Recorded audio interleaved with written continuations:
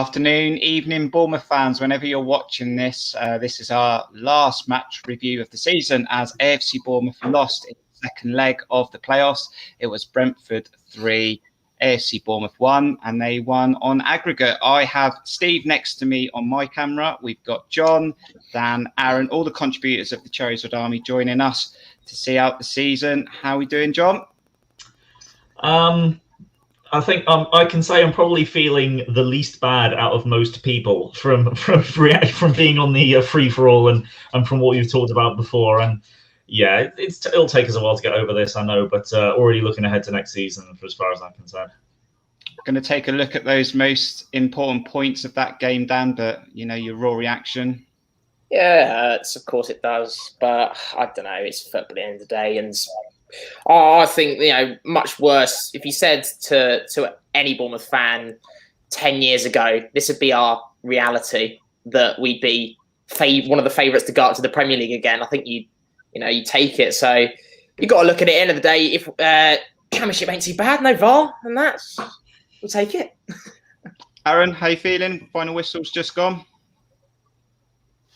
Yeah, it's frustrating. Echo everyone else. It's football, and it goes for you. It doesn't go for you. That we can talk about things that went right or wrong in the game, but yeah, frustrating. It's a culmination of overall disappointing and weird season all round for everybody in so many ways. And Steve, a loss for AFC Bournemouth, and you had to put up with me for 90 minutes. I don't know which was worse. No, I'm livid, actually. I'm very angry about it, but I can't hide it, so I'm not going to try to. So we're going to go through the key points, not necessarily chronologically like we normally do, but we do appreciate you checking out this video and give it a like. That would put a smile on our face, and that would give us some positivity as well. Let's get those lineups then, guys. I mean, it's sort of what we expected, wasn't it? There was no Steve Cook. There was a good chance there was not going to be a Steve Cook, but Ben Pearson was in there. So Aaron, when that lineups was dropped, yeah, sort of as we thought. Yeah, no surprises there. Chris Mepham obviously came in after a good performance against Brentford in the first leg, and it was good to see Pearson out there, obviously, and the rest of the team, picked itself. Jonathan Woodgate said, Jon, that he wasn't going to sit back. We were going to attack, and we'll go through that first goal in just a moment. But we were going to need to get those players like Danjuma, Billing, Brooks and Solanke in dangerous areas to try and get a key goal in the game. Yeah, absolutely. That needed to be the plan. There was obviously going to be a large element of backs to the wall defending for the game that would have been anticipated, and that's why we made sure to get Ben Pearson in as much as we could. But yeah, it's the attacking was always going to be. We needed a goal. There was definitely, that was what we all felt going forward, and there was a little bit of a bit of chink of armour in Brentford when we found that Dalsgaard was injured in the warm up on their side, so they had to bring Rösler in, who wasn't going to play. You had it wasn't. Whoever it was that was, because I think I said Dalsgaard, but whoever it was that was injured, Dalsgaard had to come into right centre back, and I thought that was going to screw up their plans a bit, but they ended up doing okay with it. At least I thought they would be okay with it up until about the 5th minute. And Asmir Begovic took the captain's armband. I mean, normally we would trust Asmir Begovic. It would be a tough day for him in the end, Dan. But when you saw that Chris Mepham came in for Carter Vickers, what's your feelings on Asmir Begovic and that back four? Yeah, I think it's strange. I'm sure we'll go into it a little bit more detail, but it just goes to show how heightened the emotions are in this type of game when one of the most experienced players we have completely lost his head. And yeah, it was. I could see there being a red card, to be honest. I said from the first sort of 10 minutes, it looked like there were going to be first 5-10 minutes. It looked like it'd be lots of cards and possibly a red card. Thought CCV was pretty good, to be honest. But yeah, I was optimistic about Mepham. I thought he would have his confidence boost, and then he goes back to classic Mepham. And I do, as much as I'm pissed off with him, I do feel bad for him because no doubt he'll receive endless abuse from people, which obviously was not going to help anyone, is it really? But yeah, I hope he can bounce back next season. But Steve, we had the perfect start.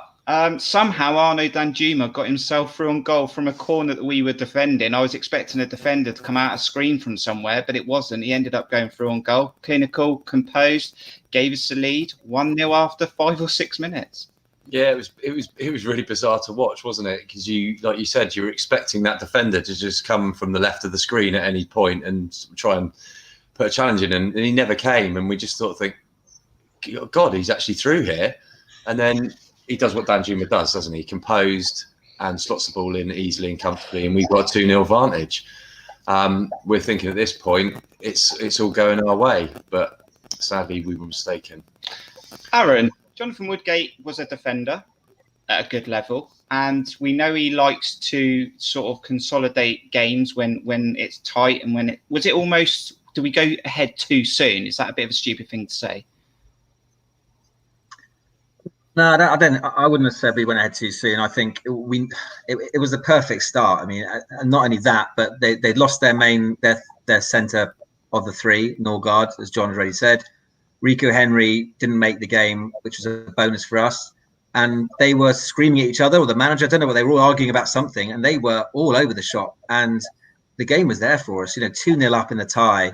They were screaming at each other, and we just, well, and it was there for us. I think at that stage, we were saying, obviously don't just sit back, but Brooks was having a lot of joy down the right.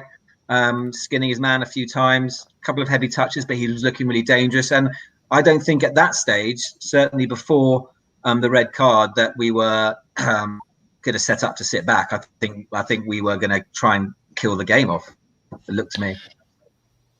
Okay, then there's the decision where the referee gives a penalty. I don't think the referee had a very good game. I really hate commenting on referees because it's such an easy thing to do. But there's an argument to say that's never a pen. Some fans will say it's never a pen. Where's his arms? Where can they go? So that was what Steve was saying. Although, John, on the other side of it, if it was down the other end, I'll be calling for it. Oh, yeah, definitely. God, if that happened the other end, we'd all be fuming if that wasn't given. There's no doubt. That's one of those 50-50 ones. I think if you, as was the case with, what's his name on co-commentary, who I thought was also had a bit of a weird was it Don Goodman? Goodman, that was it. Who wasn't the greatest co-com either. But he was right. It's like, admittedly, his hands could be closer to his chest. They could be closer to his face. They were a little bit out, but I think the ref can't see it from his angle. There's no doubt. It had to be the assistant ref that gives that one. And it's one of those ones where I think in the Prem with VAR, I think that may well have been overturned from a non-pen to a pen, because I think that's how ridiculous the handball rule has gotten. It's a close one. But I think that one's so 50-50 that really, obviously, every Bournemouth fan's infuriated that is given as a penalty, and every Brentford fan would have been screaming from the rooftops that the referee had done them out of the game if that hadn't been a penalty. And that was sort of like the start of the turning point in the match. I actually don't think the referee had a horrible game, because, like I said, I think the assistant referee gave that one, because there's no way the referee could give it from his angle. And I don't remember him giving any other terrible decisions from what I can remember. And heck, when Begovic was the idiot and the punched the ball out of Tony's hands, he gave a yellow card for Begovic and Tony. Tony did basically nothing wrong, and he still get a yellow card to Tony. So, yeah, I mean, that was the start of the turning point, when obviously the bigger moment comes not too long after. But I think a lot of Bournemouth fans will look at that penalty as a huge moment in the first huge moment in the match for us. Steve, do you want to come in there and just give, obviously, I witnessed your reaction to that decision. I mean, I know you've got a strong feeling on it. Which one? Sorry, we talking about the penalty. The penalty. It's for me, it's never a penalty. As long as I've got a hole in my arse, there's never a penalty there. I don't see what he can do when you're sliding in like that, like he's trying to block the cross. Your arms are only going to go backwards like that. They're not out from his body; they're in front of his face. It doesn't change the trajectory of the ball. If his hands weren't there and they were down by the side, it hits him in the chest or the face and still goes out for a corner. I don't see how. And the ball's come from 2 yards, 3 yards. You cannot do anything about that. There's he's made no attempt to play the ball with his arm. It's not changed the trajectory of the ball. Never a penalty. Never a penalty. And then the biggest moment in the match, and I'm sure we'll go around and get everyone's feeling on this because it is going to be the biggest moment in the game. And I'll give you my feelings to start with. I've never, ever thought that Chris Mepham is good enough to play at the top level. And we're talking about playing at top level because we're trying to get into the Premier League. I have complimented him at times when he's had a good game, but over long spells and in big games, I just feel like he's not there. And he has the individual errors in him. Now, for me, in this scenario, there's a simple option that he takes, and that is that he goes 5 yards towards the ball. What that does then is he collects it either as it's just about to hit the ground, he can put his foot through it, or he might even be able to get a head on it if he gets there. But what it does do, without him going towards the ball, he allows the ball to drop. Then he's now got a decision to make. Does he go back to Begovic? He takes a look over to Tony. He knows he's there. We see him have a look.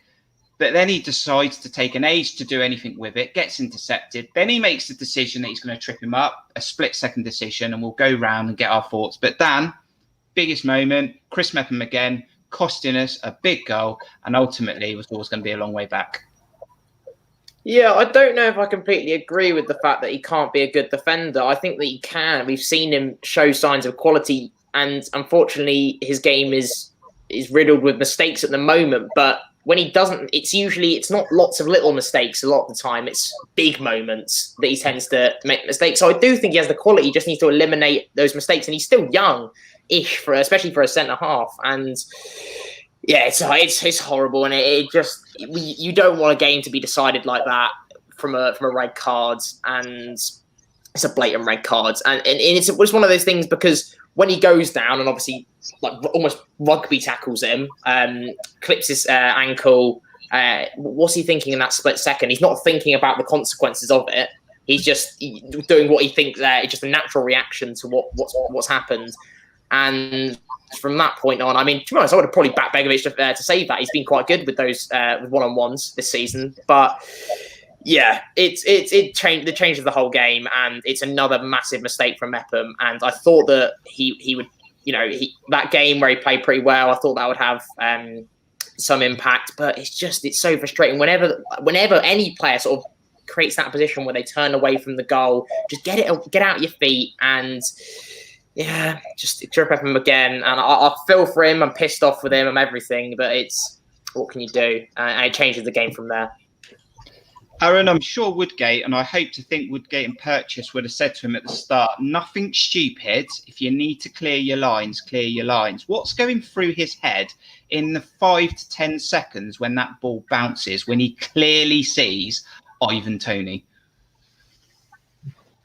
Yeah, I don't know. He hasn't learned his lesson. That's the thing. He's done it in 3 or 4 games this season, and that's why he lost his place in the team because of things like that. He's only regained his place in the team because our captain and leader was injured, and we sold Jack Simpson. So that's the only reason he found himself. And you'd think he did have a good half against Brentford on Monday, but that was a good half. He can't go through a whole game without making a mistake. And all he had to do was either play it back to Begovic, which was a simple thing because that's the way he was facing, or just knock it out to touch, which is what Steve Cook would have done, either of those options, or what Carter Vickers would have done. But instead, he doesn't just dally for, as you say, a second or two. He looks right, he looks left, because looking left, he's thinking, let's play that ball across the goal, which has also cost us this season, to Carter Vickers. So he's already looking at even the option of looking to make that suicidal ball across the goal blind. He was thinking about that when he hasn't learned from before.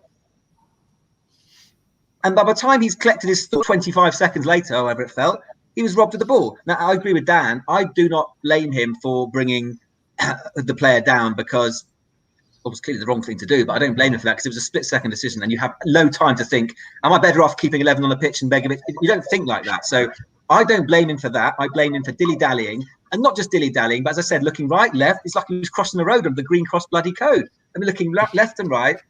And just, he hasn't learned his lesson, and it's cost us, it's cost him, and he was sat there, and I hope to God that he does not get abuse on Twitter because that would be disgusting, wrong. We're allowed to criticise him in the game of football, but do not make this personal. Absolutely do not make this personal. But what I can't forgive is, I'm sure it will be, but what I cannot forgive is making an error when, he's a Welsh international, and as you said, Jonathan Woodgate would have said, just do the basics. And the basics is play it back the way you're facing, or out, but don't look for that money ball and make the decisions. And it has cost us, and we will come on to discuss the rights and wrongs of decisions made after that. But for me, that changed the whole game. The whole game changed from that moment, because Kelly looked like Bambi on ice when he went to centre half, and it affected everything. And Jon, just to get your thoughts on that as well. And like we've just said, he will get criticism. We know what social media's like. We know what Twitter's like. He's had it already this season. I'll never take it personal. I'll only keep it factual to what happened in that game. He's a professional footballer. He's earning good money. He needs to take criticism. I'm sure he's giving him his own criticism right now in the changing room. But yeah, Jon, he's got to take it. Ultimately, he has contributed towards what happened today, although we lose as a team. Yeah, it's not like he doesn't know he made the mistake. The feel as though the people that are online sort of throwing abuse at him, and one particular guy that's hoping that anyone defending Chris Mepham gets AIDS, I hope these people can never get to a Bournemouth game again in their life, as far as I'm concerned. Utterly the shameful disgrace of football fans. Yeah, he knows he made a mistake. Of course he does. The thing I just wanted to clarify with you, Kurt, you're talking about Ivan Toney. Are you talking about seeing him behind him to his left, or because obviously it was Mbeumo that was the one that got the ball. Mbeumo, sorry, if I've got the wrong player. But the player that was chasing him down, it's probably just anger and missed. I don't even know what players were chasing him down anymore. But yeah, obviously the player that was behind him, that was challenging him down. Obviously he takes a look at a glance at him. He sees the player that's pressing him. Yeah, so I think, just to put my 2 cents on there, I think there's a couple of things. It's firstly, you're right. He's aware that Mbeumo's there because he does look over his shoulder. But at the same time, he's panicked because he's completely miscontrolled the ball. And the second thing, he does not know that Mbeumo is that fast. He really doesn't anticipate it. It was actually something I mentioned in the preview, in the lineups live, the difference between having Mbeumo up there and Fours up there. Because he dominated Toney in the second half before and was dealing with that aerial bombardment and being strong, physical up front to a player. He wasn't dealing with the pace of someone like Mbeumo. So that he completely miscalculated. And that was the main aspect of the mistake. He obviously took too long to play the pass. He was being too casual. And I think that is the thing that has led to all the mistakes that he's made during the time that he's played for us in the Championship this season. It has been taking too long, just not thinking through the kind of decision that you're going to make, and then the taking him down. That's not something I don't think he didn't think about that. That wasn't a thought that went through his head. That was instinctual as a defender. I can't play football anymore, but I know I put my hands out all the way to make sure that I try and get as much ahead of an attacker as I can. And when a guy's gone, you're trying to grab back at him, just any little bit, little tug of the shirt, try and slow him down. In that instant, he's already on the floor. He rugby tackles and clips him in the back of the heel, and it's gone. So that wasn't. I don't think that was a conscious thought that went through Chris Mepham's mind. Because if he had thought about it, he would have been able to think, "No, I won't do it," because one, it gives Begovic a chance to save, and two, if we've still got 11 men, even if it's 2-1 at that moment, we're going to have a better chance of getting the goal back in 11 men. So that wasn't a conscious thought that he made. Yeah, you're absolutely right. It was the biggest decision of the game, without any doubt. But yeah, it's just, unfortunately, it's the way Chris Mepham has been this season, and just that kind of thing is the aspect, and his ability on the ball is what was so tempting for us to get him from Brentford in the first place. But he is well and truly just not at it at this season, and unfortunately at the worst moment it has cost us in another game. And as you mentioned on the lineups live, no one's going to buy him after the mistakes that he's made, and he's still contracted with us. He will be our first choice right centre back if we don't sign Cameron Carter-Vickers. So hopefully he just has enough time to try and wash it out of his system and get ready for next season, because we're going to need him, and he is going to be an important player for us. And the fans, when we get back in the season, need to support him. If I hear boos when he steps out for training in our first friendly, oh my God! I hope some people get spoken to, and because we don't need that for the club. Anything to add, Steve, with regards to that Mepham sending off? Not a great deal. I think the lads have covered it pretty much. But what's the concerning thing for me is it's his decision making time and time again, and he, like Aaron said, he just doesn't seem to learn. Everything about that whole situation, he got every part of it wrong. I mean, he allows the ball to bounce. You don't do that as a fundamental rule. He has a look. Actually, that was about the only thing he did do right. He had a look to see where the attacker was, but then he got everything wrong after that. And it just, it put us in a situation where we could have. I know everyone said it's reaction when you're not thinking about what's the logistics of what happens if I get sent off. But equally, you're professional footballers. You know what's going to happen. You know what's going to happen if you touch that player and bring him down. You know you're going to be able to. We were still winning at that point. We're still winning the tie, even if they had scored. So I don't know, just mistake after mistake after mistake. That's what Woodgate or whoever's dealing with him needs to eradicate from his game, because there is a player in there, like Dan said. We obviously saw something in him to bring him to the club, and he has put in good performances. So there is something there. Well, Wales wouldn't have him in the side either. So something needs to be worked on with him, but he got that utterly wrong today. Okay, so we were talking, myself and Steve, at half-time saying it was really crucial that we didn't concede early, and we'll just breeze through the second goal of Brentford, because I think there was an error there. Lloyd Kelly tried to intercept the ball. Rico should have gone towards the ball. It then left a 50-50 ball that Lloyd Kelly didn't really deal with, then came out and they got a lucky strike. Jeff Lerma, unless anyone disagrees, I think doesn't go in full throttle because he's on a yellow card, so he tries to poke it, but it ends up landing perfectly as the Brentford player comes in and they score a second goal. But let's move on to the third goal then, Aaron. Now, I was saying to Steve, why is Billing still on the pitch? I think Billing's been a very good player for us this second half of the season. We've had him in areas that we've benefited from his game. But when we were down to 10 men, we were always going to lose that. And I think the key part was that we needed to get on the ball, keep it as long as we could, and then obviously have an outlet, which was obviously going to be Danjuma, that was put up top and Solanke wide. But that third goal, Aaron, was the consequence of Smith winning the header, Billing not reacting to the second ball or expecting Smith to win it, and the Brentford guy sort of anticipating the second ball, getting onto it, putting it across, and then scoring the third goal. Yeah, and Billing didn't track his man for that. You know what? I mean, in my opinion, if they hadn't scored then, they would have scored after 5 minutes later. They would have scored an extra time. The game was gone. I mean, I know we were level in the game, but it was gone. And call me pessimistic, but from the moment Mepham was sent off, and I could hear the crowd, and I just knew that I just couldn't see a way out of it. We weren't going to hang on. We weren't going to score because we didn't like scoring. So yeah, he lost his man, but I'm not going to blame Billing for that. I think the decision of who came off when Mepham put us in that position was it was going to be Brooks or Billing, because he was never going to take Danjuma off or Solanke at that stage. And there was arguments for both. Brooks was having another really good game by the looks of it and was on it. But then if you take Billing off, you've lost your 3 in midfield potentially and a bit of height, and you might need that. And he can be creative. We've seen that this season. He can pop up with goals as well. So, I don't blame Woodgate necessarily for that, because it was a decision he didn't want to make. Clearly didn't want to make. He wanted to keep them both on the pitch. So whoever he brought off, he would have been peed off about it and lost a very good player. So naturally, I think, playing with 10 men in that sort of atmosphere as well Billing was clearly tired. I think a few of our players were tired. Yeah, I could criticise them for not tracking back, but I don't think necessarily we lost the game in that moment. Well, we did, because that was the goal, but I just think it would have come. It would have come. I couldn't see anything on there, and I'm sure we're going to come on to the choice of Long as a substitute, but I just couldn't see us scoring a goal. Going to come on to it then. So over to you, Dan. 3-1 down. Yes, we've got 10 men, but your season's fizzling out. It'll be the last game of your season if it stays the way it is. Woodgate brings on Shane Long. Yes, come on, brilliant. Sam Surridge is on the bench. So give us your thoughts on why Sam Surridge didn't get on that pitch, and Jack Wilshere also didn't get on at all. Kelme.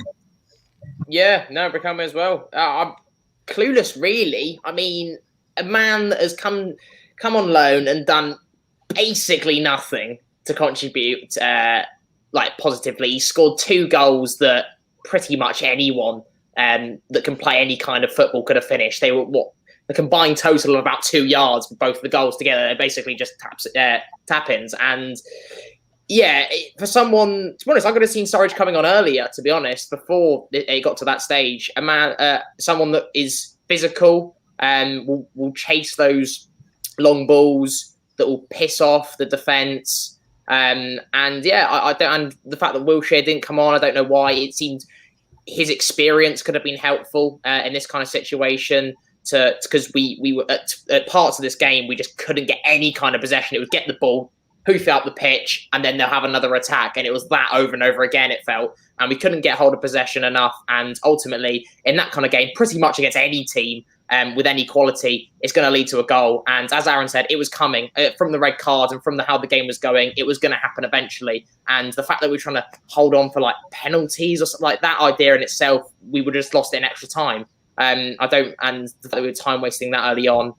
Thomas Frank wasn't happy with it as well, with this little advertising his watch. And weird subs, but I don't really know what to say at this point. That was it. Brentford 3, AFC Bournemouth 1, and that would be 3-2 on aggregate, and they'll go on to the final and probably be favourites. Woodgate was calling them favourites before the game anyway, and Thomas Frank, will go off and probably get a new watch or something for himself and with a suit for finals day. Anyway, let's sort of wrap this up in the next 5 minutes. Jon, there's going to be more conversations to come. I'm sure we might drop some content during pre-season and try and predict what's going to happen, who's going to stay, who's going to go. Woodgate is the manager, not for me. But, Jon, where are you at right now, not long after that full-time result? I'm just going to follow up on what Aaron said earlier in terms of he doesn't blame Billing. I don't really blame Billing too much for that either, but I do blame Woodgate for that because the decision there is that he decides to take off Solanke and put Stacey at left mid, a place that he hasn't played this season. And out of the two, the striker and the midfielder playing wide, which one do you think is going to be able to contribute better defensively? I would have gone with Solanke to contribute better defensively. And Billing, I loved Billing the second half of the season. He probably became my favourite player of the second half of the season. But I know that he's not going to be able to do that job defensively, especially after running as much as he's done, as being the one that was bombing up and down the right side to try and get us to do something defensively. And in the end, he's obviously not the one that blocks the cross, whereas I think Stacey would have got there and blocked that cross. So that was the kind of decision that I think, the only real decision I think that Woodgate got wrong in that match. But at the same time, he should have pushed his players up further. We were defending too deep. The counter-attack wasn't available if you're defending inside your own 25-yard line. If you're defending inside your own 40-yard line or so, then you might be able to make something happen on the counter. But it was an almost unwinnable situation for him. It was just, please don't lose another goal. Let's try and get to penalties. And in the end, I do feel that other decision that he made did unfortunately mean that at that point we didn't concede. But Dan's probably right. I wouldn't have been surprised if we conceded any time in extra time if we got there. So going forward, I honestly don't. I think Woodgate has proved me wrong in a number of ways, but I don't think he's the man that I want to take the club forward. I'm just not sure that he's necessarily, because he's quite a rookie manager, I'm not sure he's necessarily got the chops to really take a new team and progress it further to get to where we would like to be.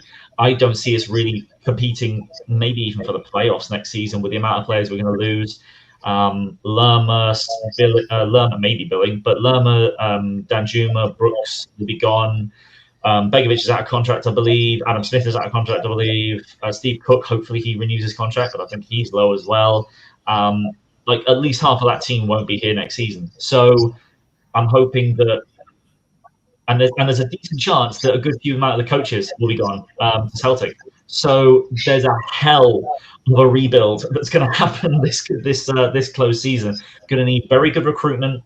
Going to need smart loan acquisitions from the Premier League. I really hope we get Carter Vickers permanently.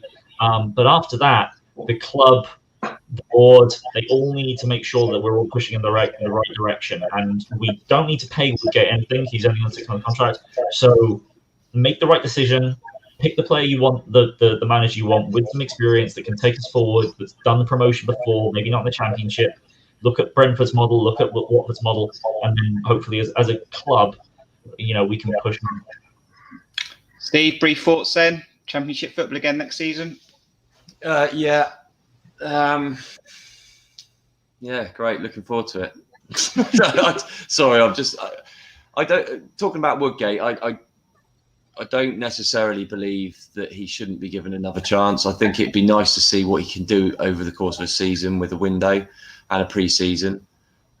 He surprised me, I must admit, with half a season. But then at times he's made decisions, and today, for example, and a couple of games earlier in the season, where you just think, what on earth's he doing? He's still learning as a manager, and whether he can iron out those problems, who knows? But I think he's still worth a shout. I don't know who we'd get in replacement of him, to be fair. Further discussions to come. Aaron, then no VAR again. Maybe if we get back into full stadiums, hopefully, fingers crossed. 8 extra games. That's what I'm looking forward to. Yeah, I just want to go back to football matches. This has been such a weird season. I was saying to my boys, I just want to go back to games, home and away, and just enjoy football again. As far as Woodgate goes, I am in two minds about him. I'm convinced if he'd have been there all season, we would have got promotion. Based on his results and his record, it says we would. Tyndall was the error, not him. And as Steve said, I mean, who are we thinking we're going to get if Woodgate is relieved of his duties or his contract's not renewed? Because we're not going to get a top name manager. We've known that. This is Bournemouth. They can list whoever they want to list. We're not going to get them. So realistically, Woodgate, I mean, yeah, we're going to lose Weatherstone and Purchase. I don't think Hughes wants to relocate, but Weatherstone and Purchase are going to go. But he's already got O'Neill and Jordan there. So it's, don't want to make the same mistake as last season with Tyndall, but there's an argument for continuity, but continuity on the basis that his remit, he fulfilled his remit. And in my opinion, if Steve Cook hadn't have got injured, we would have gone up because I think we would have won today's match. He wouldn't have made the error. He wouldn't have had to make the decisions that we didn't agree with he had to make by taking Brooks off, etc. So he was unlucky there. He won all the big football matches apart from today because of, most of them. Shortly after he came, he was dilly-dallying a bit with his formations, but then he stuck to his formation. And then the meaningful games, we won pretty much most of those. And so that would be my fear. Who would we get in? And I'm still not convinced a lot of the players will go. I mean, I think Danjuma clearly will go. I think Lerma might go. I mean, the issue with Brooks is we won't let Brooks. We made a mistake with King already. We won't let Brooks go that we want for him. If someone comes in with a 10 million offer for Brooks, we're going to say no. So unless someone comes in with a 40 million offer, in which case, we'll snap the hand off. But no one's going to do that. So I'm not convinced he's going to go because he hasn't proved it this season. And as I said, the clubs will not come in with a bid that we will accept in the same way that we didn't do that with King. It's a slightly different situation because Brooks is on a slightly longer contract. So Brooks doesn't have to go anywhere. Lerma as well. I mean, we know how good Jeff can be. But again, is a Premier League club going to come in for him? He might go to Spain or somewhere like that. I don't know. So I'm not convinced it'll be the player exodus because I thought that they'd all go last season. And half of me is just would love the fact for them to come out and say to Woodgate, keep this squad together, go have one more chance, go again, because you would have got us promoted based on the statistics this season, and let's see what happens. But it could all go horribly wrong, and we could be a player exodus. I don't know. I'm just speculating here, but I'm just not convinced with the post-COVID world that clubs, our players aren't as good as maybe they think they are or we think they are, and maybe they're not because we would have been top 2. So that's where we're at. And finally, Dan, in a few days' time, we'll be getting over this result. I'm sure you'll be preparing for next season and what you're going to do to help AFC Bournemouth. But where are you at the moment, just after the full-time whistle's gone? As I said, mixture of emotions at the moment. I think that part of me feels optimistic if we can keep a large amount of these players. I mean, there's a few guarantees. Well, at least one guarantee. Danjuma, I would put a lot of money on him. He's gone. There's no way he's staying. He's way too good not to be playing in the Premier League or another league or whatever. With Woodgate, it's really, really difficult. I'm in two minds about him, which I think a lot of Bournemouth fans are. Because you look at what he's done, and I wasn't a huge believer in Woodgate. I'm going to be honest, and I was saying if we went up, we can't keep him. But he came in, and yes, he hasn't done what we told him to do. We wanted to go up, obviously, and he hasn't fulfilled that. But with the circumstances of this game, of a freak moment, a freak red card that basically has cost us the game, because I think if we don't get that red card, we win the game personally, especially considering the scoreline at the time. And so I think he would deserve another go based on what he's done. And it's just going to be a matter of who we can keep as well. And there's no reason why we couldn't go for the playoffs again, or even automatics, depending on how many players we keep. Obviously, if it's a complete refresh, it's hard because we need to make the right appointment. We need to learn. We need to learn from our mistake. We're not going to make the same mistake twice, you would hope, in terms of we went in with a manager that had never managed before, really, and only ever been the assistant, apart from like a brief spell. And yes, Woodgate hasn't had a great past experience as Middlesbrough manager, but he's come in and it's a different Bournemouth. It's not the same Bournemouth, and I think we're changing. And I don't see why you wouldn't just give him a full season, depending on the players. Maybe not depending on the players, but I think just give him a full season because I think he does deserve it. I mean, part of me thinks we could get someone better, but can we really get anyone better? I don't know. Obviously, it would have been great to get to the Premier League for many, many reasons. But yeah, we go again, and hopefully, I mean, regardless of whatever league we're in, I just want to watch. I want to go to the ground and I want to watch games. I want to watch my team play. I don't really care what league we're in that sense. If it means I can go and watch Bournemouth play. So hopefully everything's somewhat back to normal next season, and we can go and show our support for the boys. There we have it then. I'd just like to thank Steve, Jon, Aaron and Dan at this stage for all the contributions you've done on the previews, the reviews, the lineups lives, all the other videos we've done regarding transfers and other little bits. And I'm sure we'll be catching up in pre-season and I'm going to cry. We'll be having a look at some of these things, like who might stay, who might go, maybe do a tier list or something like that. So we'll catch up. Thank you to you, the Cherries Red Army followers and subscribers that have constantly backed us, supported us, checked in, watched all the videos, liked and everything on Twitter. Really appreciate it. Don't stop. This channel will stay alive throughout pre-season and we will go again in some form next season. But that is it. Maybe we didn't really deserve it over a 48-game season, but we are AFC Bournemouth. We'll always back the team, no matter what league we're in, just like Dan said. So look after yourselves. Enjoy the summer. Bit of England as well, remember, and any other nations that you're supporting. So until the next video from all of us, see you soon. Up the Cherries.